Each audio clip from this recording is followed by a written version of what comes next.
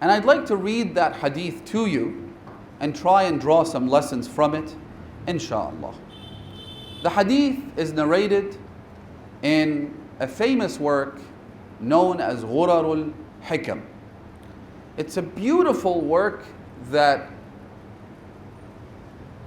brings together a collection of ahadith on various subjects, ethical, moral, but also matters of creed and belief.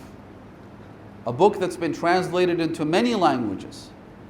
And if you can make a habit of reading, even if it's a small number of passages from that book on a daily basis, you will see the kind of transformation that it will bring to your life, inshaAllah.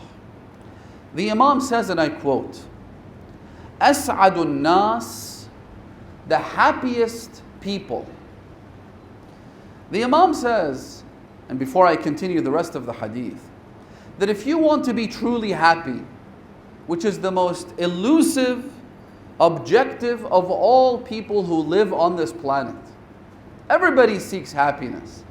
Everyone wants to live in contentment and wishes that they could lead a life that is defined by tranquility and peace.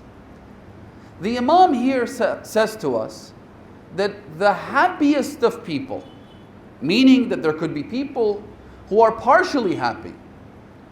Money brings a degree of happiness, but that happiness is usually transient, it's short-lived. It doesn't last forever.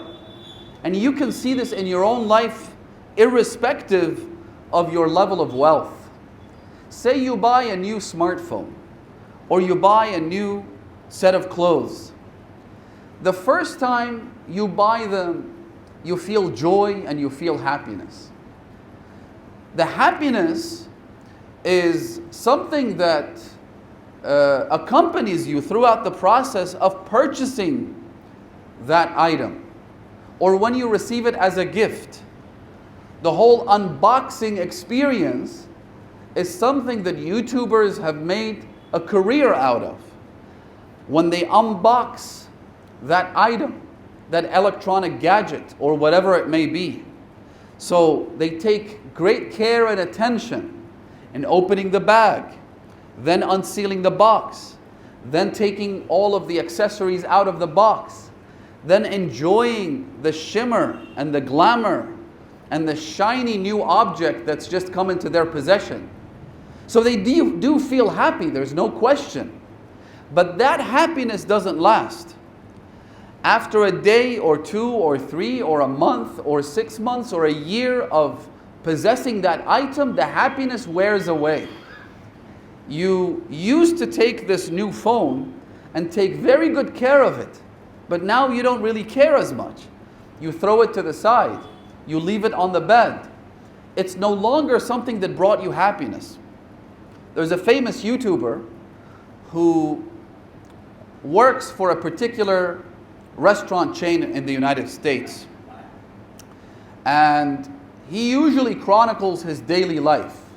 So he has one of those body cameras, you know, the GoPros and what have you, attached to him, and he films himself preparing the meals for the customers. And he's become very famous. He's originally from Iran, but he's in America. He obviously became very famous and rich as a result of these videos. The company that he works for looks very good it takes good care of him, looks after him. And so he was able to accumulate a sizable wealth. One day he released a video in which he said that as a result of my wealth, I've always wanted to buy a Tesla. And so because now I have some exposable income, I have some income that's not used for something else, so I went ahead and purchased my first Tesla. But let me tell you something, that the happiness that comes in buying your own electric vehicle, a car that can drive itself, a car that's incredibly fancy, schmancy, people look at you on the road and they say this person has a Tesla, but the happiness doesn't last. He said that I came to the realization that a car is only useful in as much it is able to fulfill its purpose, which is to drive you from point A to point B. And after a while, the gimmicks, the gadgets, the electronic equipment that you find in a Tesla but not in any other car, it wears out. It's no longer something that attracts you or brings you any sense of happiness. And it only lasts, he said, for about 3 months. After that, it's just another car. You open it, you get in, you drive to your destination, and that's it.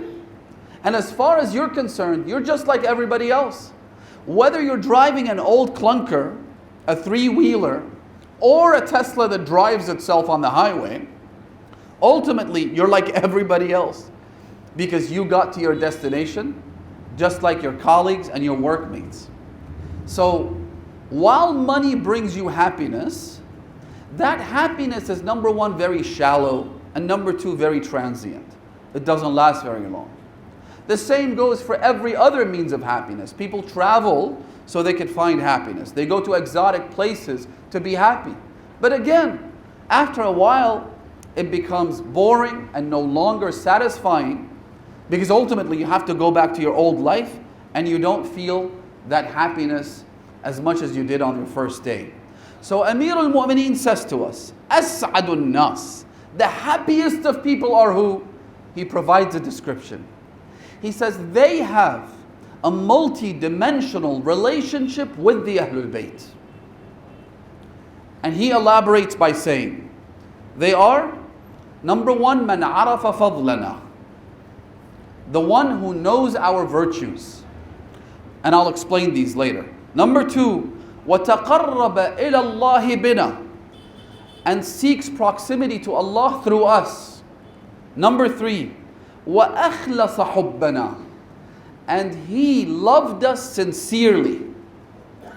Number four, وَعَمِلَ بِمَا إِلَيْهِ نَدَبْنَا, and he acted in accordance with the things that we invited him to, did what we asked him to. And number five, وَانْتَهَى عَمَّا عَنْهُ نَهَيْنَا, and he refrained from the things that we told him to refrain from. Then the Imam gives us glad tidings. He says that not only will you be the happiest person, but on the day of judgment, فَذَاكَ مِنَّا, he is from us, he's one of us. And وَهُوَ فِي دَارِ الْمُقَامَةِ مَعَنَا, and on the day of judgment, when people go to paradise, this individual will be with us. He won't just be in paradise in its generic form, as beautiful and pleasurable and joyful as that may be. He will be in the company of Ali ibn Abi Talib. He will be in the company of Rasulullah and Fatimah al-Zahra and Hassan and Hussein and the Imams of the Ahlulbayt. Because ultimately, brothers and sisters, we believe that a true lover of the Ahlulbayt, and I'm choosing my words very carefully, so pay attention, someone who genuinely loves the Ahlulbayt and disassociates from their enemies, this person will end up going to paradise. That's a fact. And that's something, and I'll say it, and I don't care if anybody objects or if anybody says, how could you say that? That's an exaggeration. I have the proof to back up my statements. I'm not just saying this because I'm overtaken by the aura of these wonderful faces that sit before me, or because I want to please you. The fact is, according to our traditions, a Shia of the Ahlul Bayt, who by extension disassociates from the enemies of the Ahlul Bayt, will go to paradise. The question then becomes, number one, how do we maintain our allegiance to the Ahlul Bayt so that we can make sure we end up in paradise? Number one. And number two, will we also have to suffer the consequences of our actions before we go to paradise? Because those same traditions tell us that the love you have for the Ahlul Bayt is not guaranteed. Just like you didn't receive this love by your own accord, and was given to you, it was gifted to you, and you were blessed by Allah subhanahu wa ta'ala with the love of the Ahlulbayt, it can also be taken away from you. Traditions tell us that if you lead a life of sin and immorality, the ultimate outcome of this individual is that the love of Ali ibn Abi Talib will be taken away from them. ثم كان عاقبة الذين أساءوا السوء أن كذبوا بآيات الله وكانوا بها يستهزئون. I have seen this with my own two eyes, and I'm sure you've come across examples of people who used to express allegiance to the Ahlul Bayt, but because of their lives of sin, ultimately relinquished this love. They lost it, and they deviated away from the Imams of the Ahlul Bayt alayhimus salam. So we have to ensure that our lives are in line with the teachings of the Ahlul Bayt, so that this love is not confiscated, it's not taken away from us. So that's number one. Number two, sins that we commit have an automatic and intrinsic punishment attached to them. Na'udhu billah. This is part of the reason that we repent on the nights of Qadr.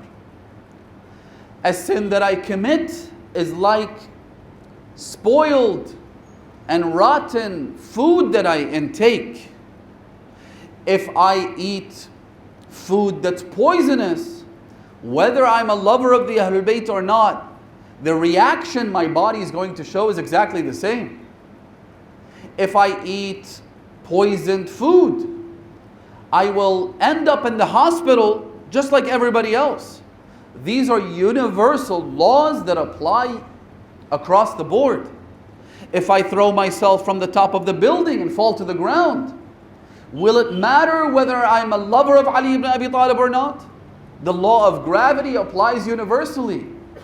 So sins that we commit, my very dear brothers and sisters, affect us negatively and have consequences and repercussions irrespective of whether we love the Ahlul Bayt or not. In fact, I will go as far as to say that the Shia of the Ahlul Bayt suffer the consequences of their sinful behavior more so than others.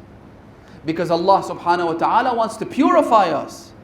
Mahdi al-Mudarrisi, who is sinful, is not going to enter paradise with the burden of sin on his shoulders. He has to pay for them. And the payment has to be made in this world. That's why traditions tell us that a believer suffers in this world more than others. Ad-dunya sijnul who? It's a prison for who? For the disbeliever? No. Ad-dunya sijnul mu'min wa jannatul kafir. It's a prison for the believer and a paradise for the disbeliever. In this world, we have to pay the price of those sins. So, let's say we passed all of those stages.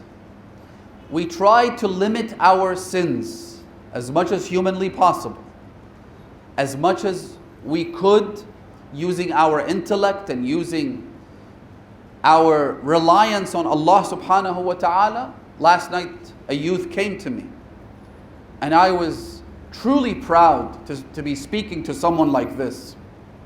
He came to me and he said, I'm a sinful person. And up until the night of destiny, Laylatul Qadr, I didn't really care about the sins that I committed. To me, they were negligible.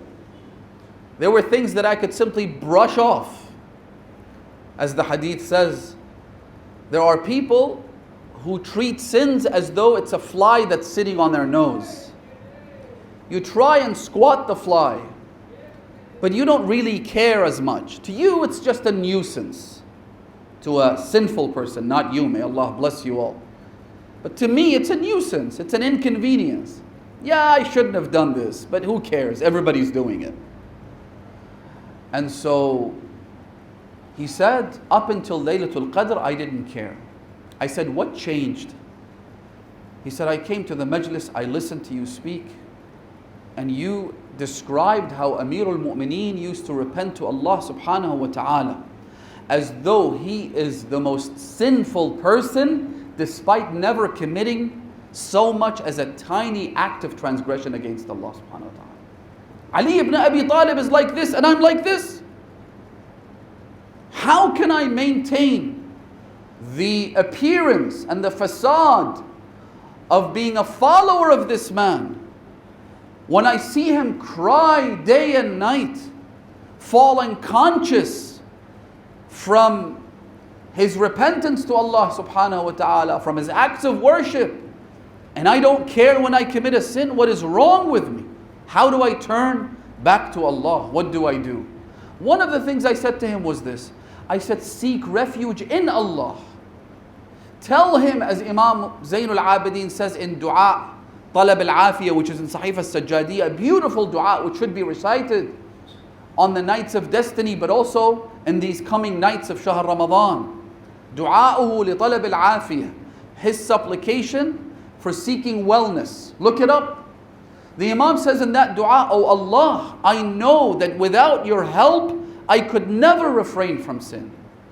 Because I'm surrounded by all of these enemies. Nafsi wa shaytani, my own internal desires and temptations. The shaitan beautifying and decorating sinful acts from outside. Shayatinul jinni wal ins around me, friends, colleagues, classmates. How can I refrain from sin? The only way I could do that is with your help. So help me." Ask Allah subhanahu wa ta'ala to help you.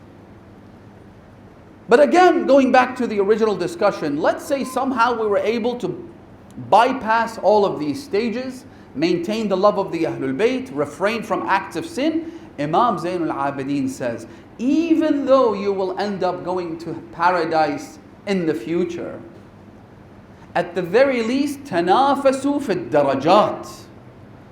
Compete with one another in the ranks in paradise. Again, take the example of a car. A three-wheeler does the job.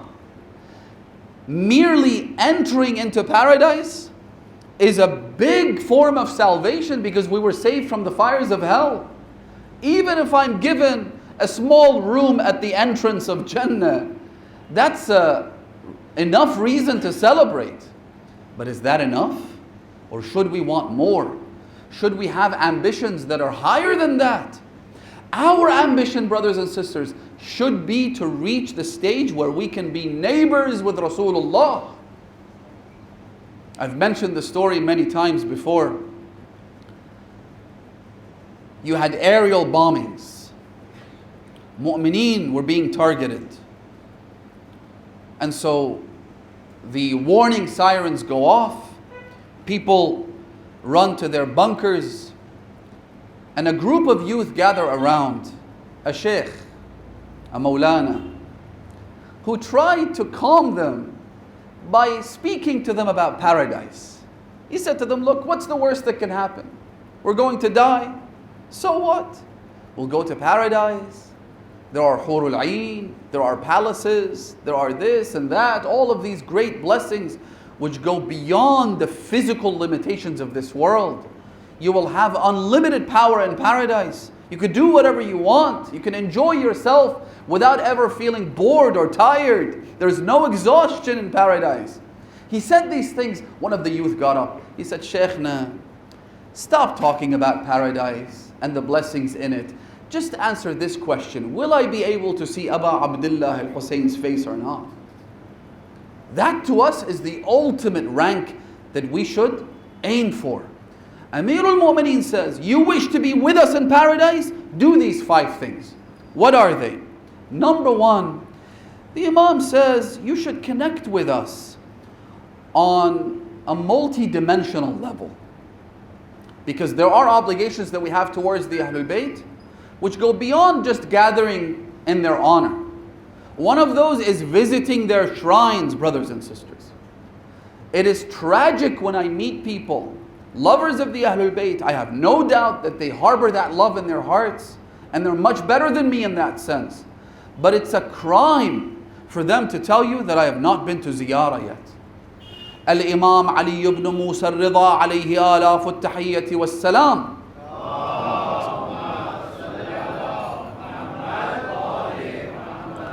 The Imam says in a hadith that إِنَّ لِكُلِّ إِمَامٍ عَهْدًا فِي عُنُقِ أَوْلِيَائِهِ. Each Imam has a pledge around the necks of those who followers. A pledge that we've made to that Imam. By making him our divinely appointed leader, there are responsibilities. The Imam then said, وَإِنَّ مِن تَمَامِ الْوَفَاءِ. And the completion of the fulfillment of that pledge is what? مِن تَمَامِ الْوَفَاءِ بِالْعَهْدِ وَحُسْنِ الْأَدَاءِ زِيَارَةُ قُبُورِهِمْ. It is to visit their shrines. 100 lectures, brothers and sisters, don't have the same powerful impact as a ziyarah to the shrine of Abu Abdullah. Parents who are anxious and worried about their children and the direction they're taking, take them to ziyarah.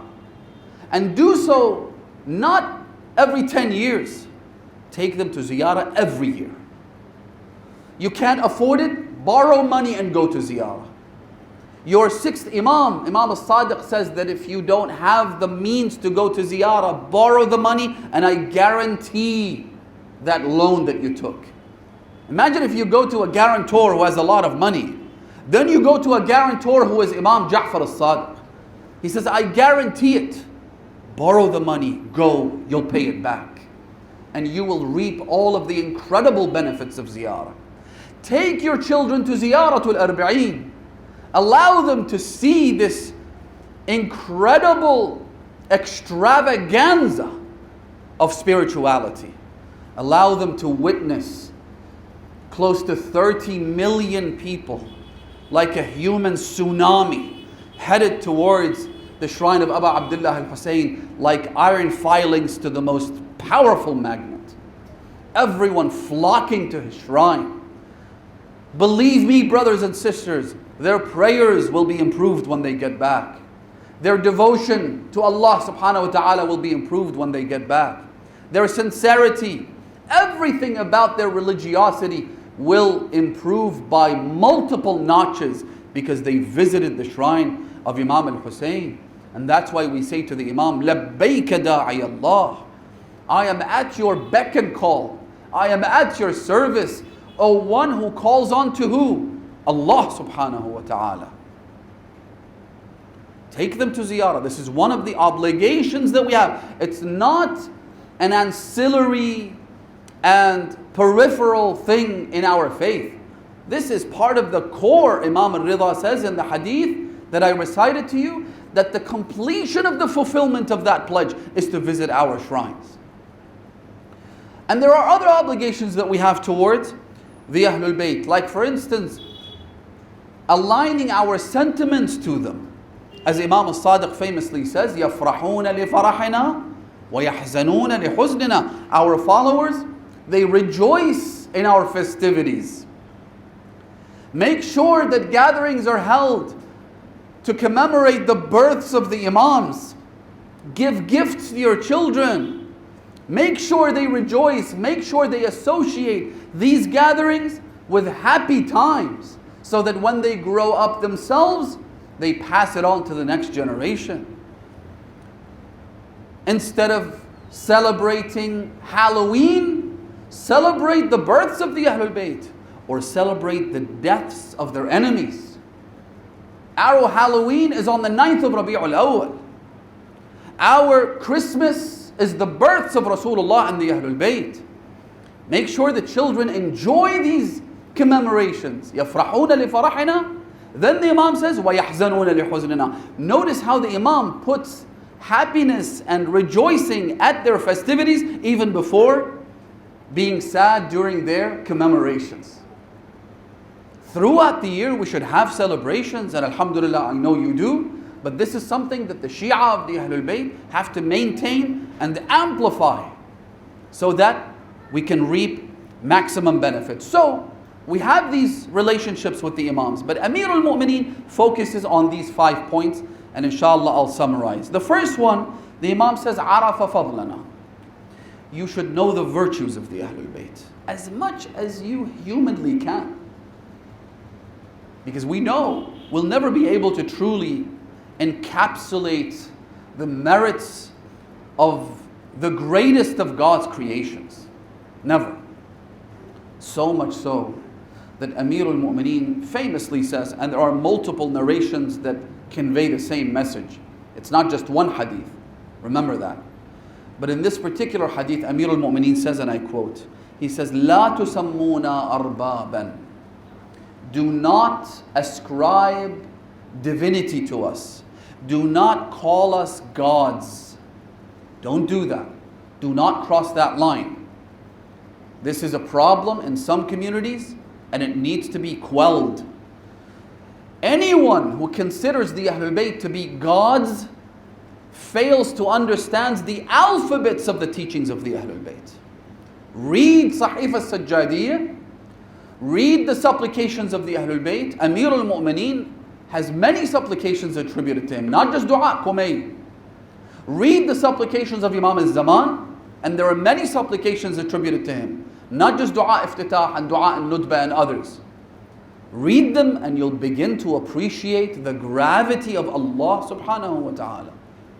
Don't ever ascribe divinity to us. Then the Imam says, وَقُولُوا فِي فَضْلِنَا مَا شِئْتُمْ. Now that you have removed divinity from us, you can ascribe any virtue to us. وَقُولُوا فِي فَضْلِنَا مَا شِئْتُمْ فَإِنَّهُ لَن تَبْلُغُوا فَضْلَنَا كُنْهَ مَا جَعَلَهُ اللَّهُ لَنَا. And you will never be able to encapsulate the core of the virtues of the Ahlul Bayt that Allah subhanahu wa ta'ala has given to them. Then the Imam adds another point. He says, وَلَا مِعْشَارَ الْعَشْرِ. Not even a fraction of a tenth of a tenth. You'll never be able to appreciate fully the status and rank of the Ahlul Bayt. So, know the virtues of the Imams. Don't listen to those who cast doubt in your heart and say that's an exaggeration. What exaggeration? Look at the Holy Quran. Allah subhanahu wa ta'ala sent us a book in which He attributes miracles to prophets, and they go as far as saying that certain prophets like Ibrahim and Isa alayhi salam, they created living life. They would take mud, put it together, create a small sculpture and read the name of Allah subhanahu wa ta'ala, breathe life into them. So if we said that Imam al-Jawad alayhi salam, for instance, kicked a dead cow and the cow came back to life, why is that too much? Why is that an exaggeration? If Isa can create, why not another vicegerent of Allah subhanahu wa ta'ala? Oh, but he was a prophet. So what? The Quran itself says that imamah is superior to prophethood. وَإِذِ ابْتَلَى إِبْرَاهِيمَ رَبُّهُ بِكَلِمَاتٍ فَأَتَمَّهُنْ. Allah subhanahu wa ta'ala tested Ibrahim and tested him again and yet again. Eventually, قَالَ إِنِّي جَاعِلُكَ لِلنَّاسِ إِمَامًا. After prophethood, after being a messenger of Allah subhanahu wa ta'ala, Allah gave him the title of an Imam. These are all Quranic concepts. I don't understand these charlatans when they try to make it look like as though any of the merits of the Ahlul Bayt are an exaggeration. Haven't you read the Quran? Know the virtues of the Ahlul Bayt. Honestly, brothers and sisters, if you examine the lives of members of this household, starting with obviously the Holy Prophet sallallahu alaihi wasallam, there's no question about his rank, which is above all of the Imams. But then when you come to Amir al-Mu'mineen, for instance, how could you not fall in love with a person whose generosity is like this? Again, we're just speaking about so-called human attributes, things that we can emulate. His infallibility, his knowledge of the unseen, that's a whole other topic. But their generosity. I'll give you two quick examples. One day, the Holy Prophet is in the masjid. A poor individual walks in, and he was from out of town. So he says to the Holy Prophet, Ya Rasulullah, host me. I'm hungry, give me food. The Prophet didn't have food. May my parents be ransomed for him.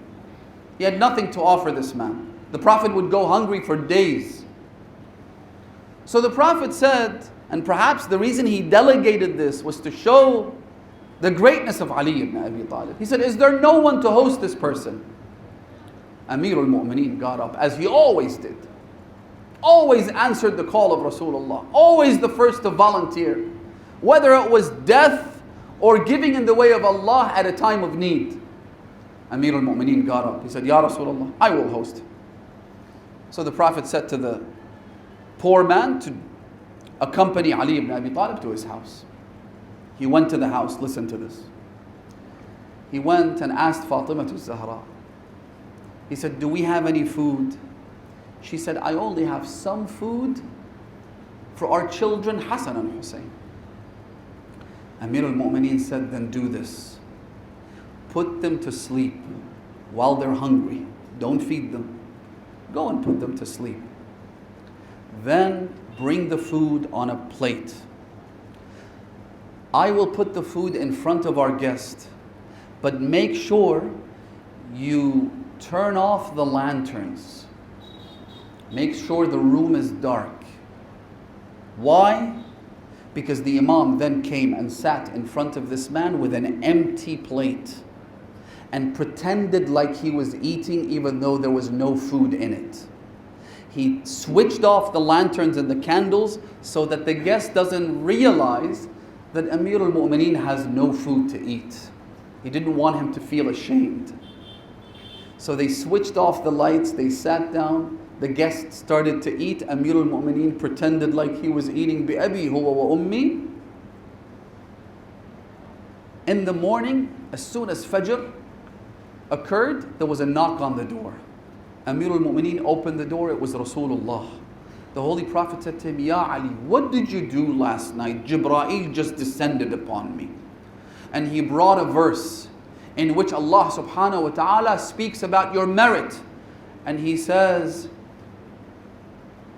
in a long verse, Allah subhanahu wa ta'ala says, وَيُؤْثِرُونَ عَلَىٰ أَنفُسِهِمْ وَلَوْ كَانَ بِهِمْ خَصَاصَةٌ وَمَنْ يُوقَ شُحَّ نَفْسِهِ. They give in the way of Allah subhanahu wa ta'ala, they practice ithar, even though they themselves need this. What did you do for Allah to send a verse about this? By the way, Bukhari narrates the same story. Look at the enmity towards the Ahlulbayt. Look at how hard they try to obfuscate the merits of the household of Rasulullah. He narrates the very same story, but instead of the name of Ali ibn Abi Talib, he says, فَقَامَ رَجُلٌ. A man got up and he said, Ya Rasulullah, I will invite him in my house. And he did exactly what Amir al-Mu'mineen did. A rajul, a man, a stranger. We don't know his name doesn't matter. Let's just focus on the story. Subhanallah. They tried to hide your merits, Ya Amir al-Mu'mineen. And yet look today how many lovers you have. Muslim, non-Muslim, Shia, non-Shia. George Jordak says that I was only 13 years old. This, by the way, relates to the idea of knowing the virtues of the Ahlulbayt. Because knowing them isn't just about knowing their fada'il. It's also about knowing their knowledge. It's about reading their literature, their heritage, their ahadith. George Jordak says that I was 13 years old. He's a Christian man from Lebanon. He's not even a Muslim.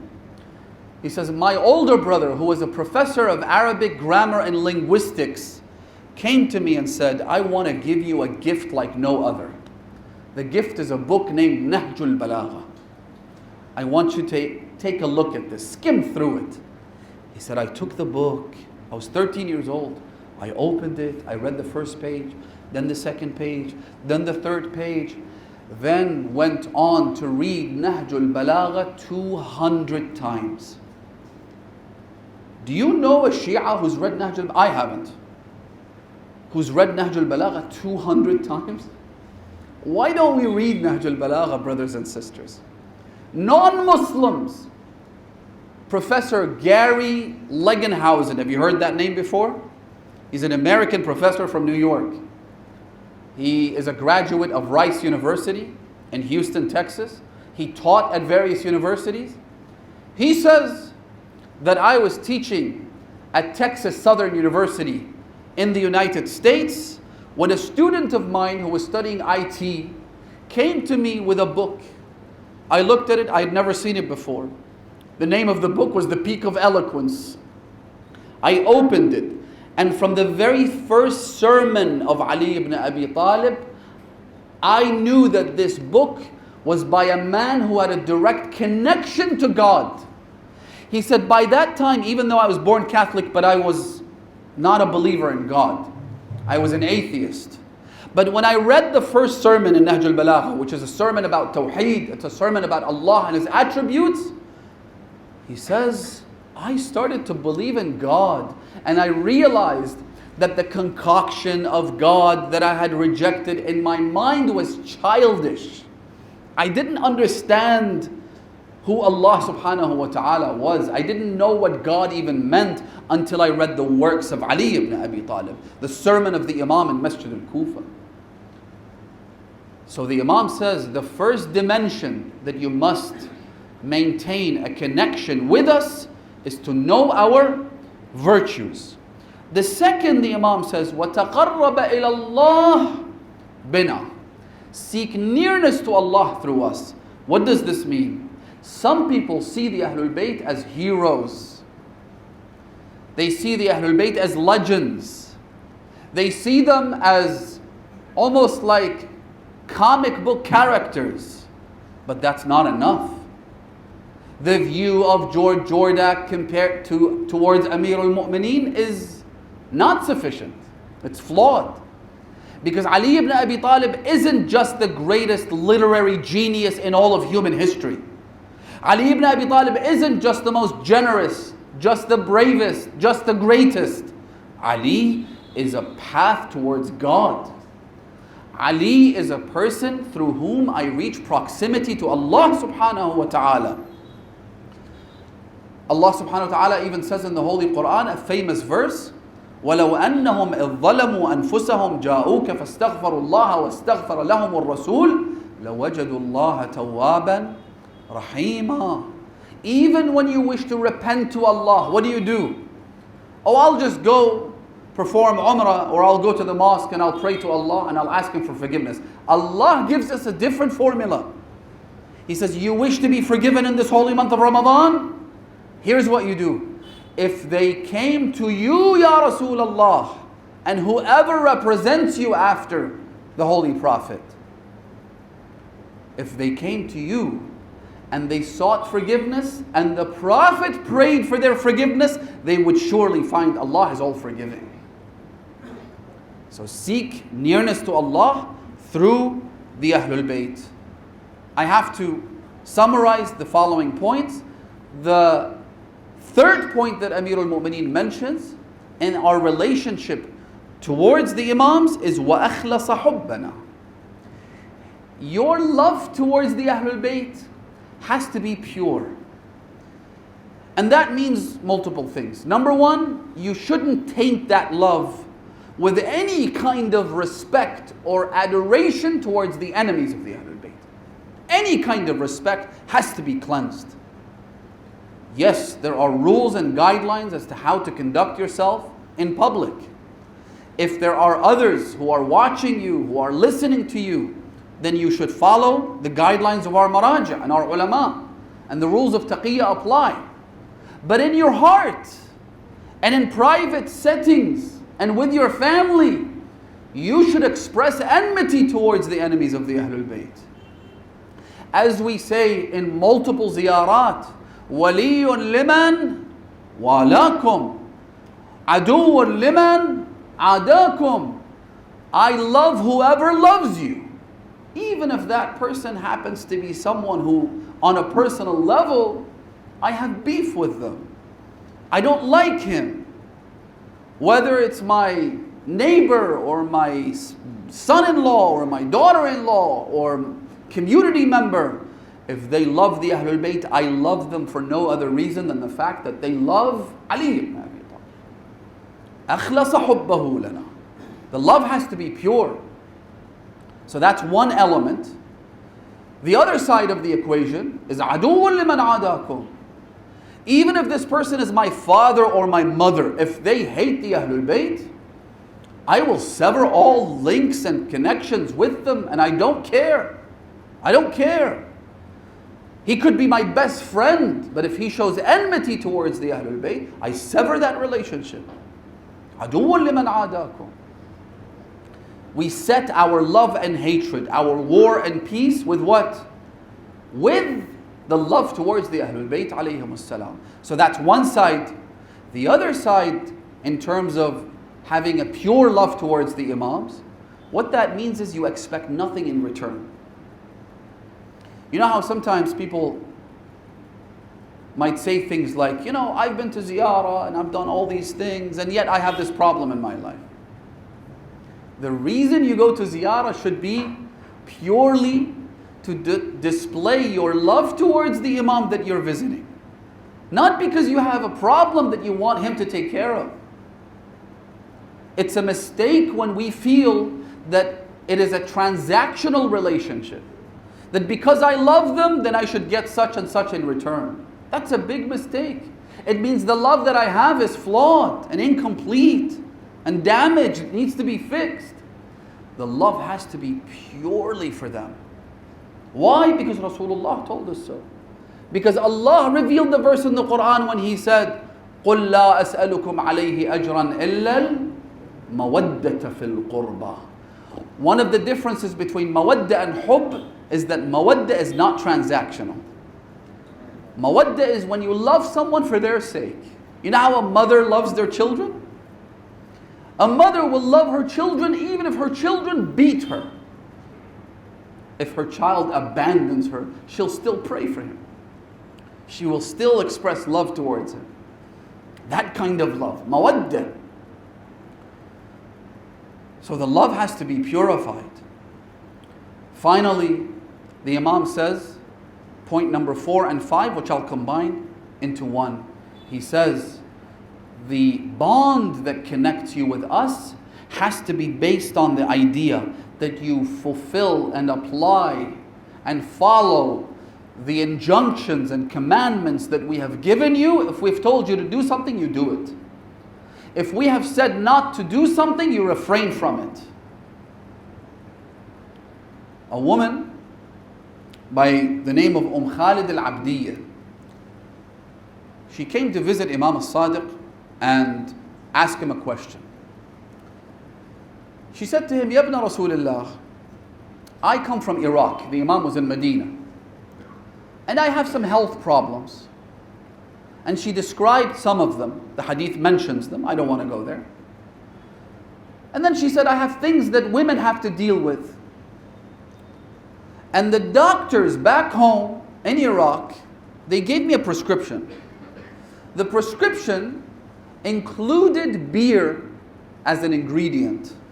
I have to mix beer with wheat and sugar and things of that nature. It's a formula, and I have to eat it. And they've told me that your only cure is to take this. But I said to myself, I won't do it until I ask you. The Imam asked her a question. The narrator of the hadith is Abu Basir. The Imam said, what stopped you from taking that medication? You're ill. You have pain. You are inconvenienced by these issues. Why didn't you just take it? Some of us are like that. We'll take whatever we're told. Do this and we'll do it. Take that, we'll do it. The Imam said to her, why didn't you do it? She said, and I quote, إِنِّي قَلَّدْتُكَ دِينِي. I wear your instructions like a necklace around my neck, like a qilada. It's a rope that I carry with me all the time. And I will not meet Allah subhanahu wa ta'ala on the day of judgment unless I tell him that I followed the instructions of Ja'far ibn Muhammad. Whatever he told me to do, I did. Whatever he told me not to do, I refrained from. The Imam looked at Abu Basir. He said to him, Ya Aba Muhammad, his kunya was Abu Muhammad.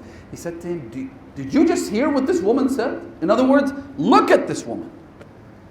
May Allah bless her. How careful she is in her conduct. How particular and deliberate she is in her actions. She doesn't want to do anything that she's unsure of in case Imam al-Sadiq says to her, don't do it. Then the Imam told her, don't. Because when you ingest alcohol, it will come to haunt you when your soul is right here and about to depart your body. It will affect your death, whether you die as a believer or not. The point here being, brothers and sisters, when Amirul Mu'mineen says that your relationship with us has to be defined by your obedience to us, whether you follow our instructions or not, we have to take this seriously. We have to take the injunctions of the Imam of our time seriously. We have to follow his lead. We have to do what he wishes for us to do. Every time you're about to do something, ask yourself, would the Imam of my time be pleased with this or not? Would he want me to embark on this step or not? Every step you take a moment to think and deliberate. Look at the love that some of the companions of Imam al-Hussein had towards him. Imagine, it gets to the point, I'll mention two quick examples and wrap up. It gets to the point where one of them comes to the Imam. He says to him, Ya Aba Abdullah, you're telling us to leave you? I'll say this, if there was no life after death, if this life was all there is, and by me dying in your way, I would bring an end to everything, I would still rather die defending you than die a natural death elsewhere on my deathbed. In other words, the best of us reach the point where we expect nothing from the Imams of the Ahlulbayt except what? Paradise. There's nothing wrong with that. In fact, Amir al-Mu'mineen, in his last will to his children, he says, قُولَا بِالْحَقِّ وَعْمَلَا لِلْأَجْرِ. Speak the truth and work for rewards. It's okay to ask Allah for rewards and thawab and all these good, elevated ranks in paradise. There's nothing wrong with it. But the highest manifestation of love is when you don't even care. When it's no longer about not just this world or paradise. You just want to satisfy your Imam. You just want to please him and make him happy with you. That's one example. The other is Abis ibn Shabib, Salamullahi alayh. This companion of Imam al-Hussein, who notices that the enemy is attacking the camp of Abu Abdullah. They're going towards the Imam himself. So he charges in the direction of the enemy. The enemy is afraid of him because he's not afraid of anything. When you're not afraid of death, then you're something to be feared. Even though they had 30,000 people on the other side, a few dozen companions of Imam al-Hussein would make them flee like a flock of goats, as historians describe them. And so Abis ibn Shabib charges towards them. They ran away from him. Then, instead of attacking him and fighting him one-on-one, they started to throw and pelt rocks in his direction. But he noticed that they were still trying to attack Imam al-Hussein. So he wanted to incentivize them.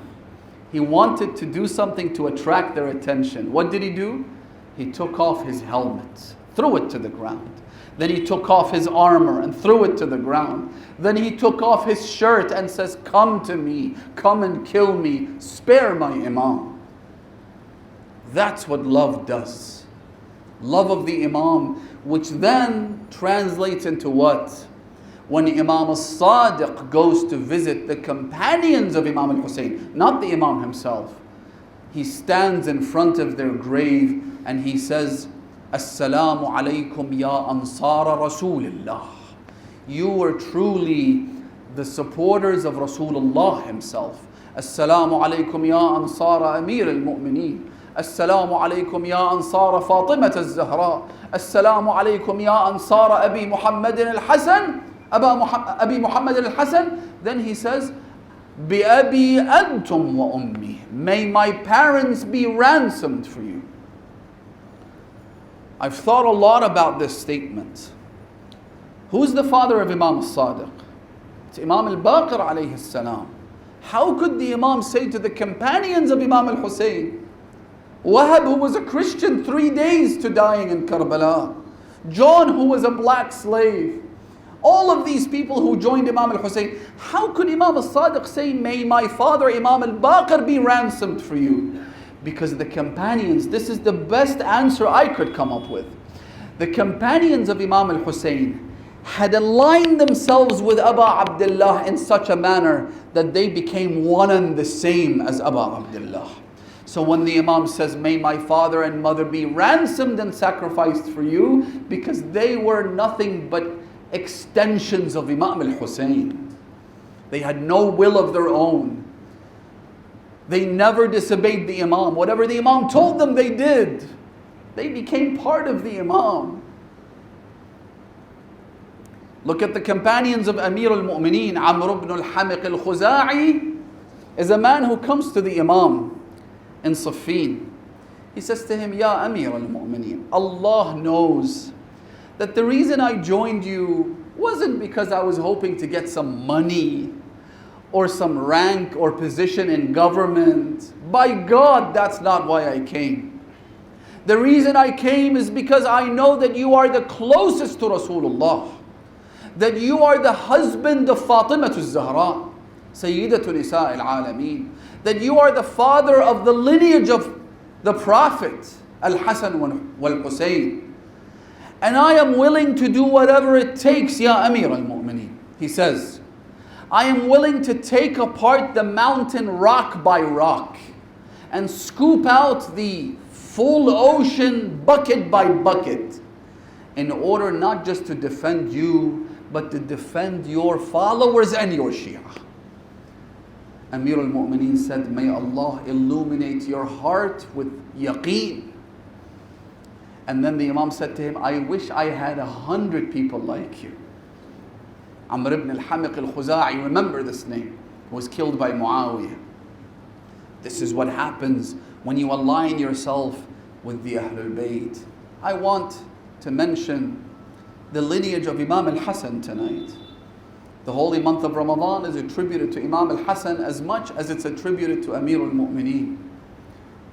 And that young man is named Abdullah ibn al-Hasan, the younger brother to Qasim.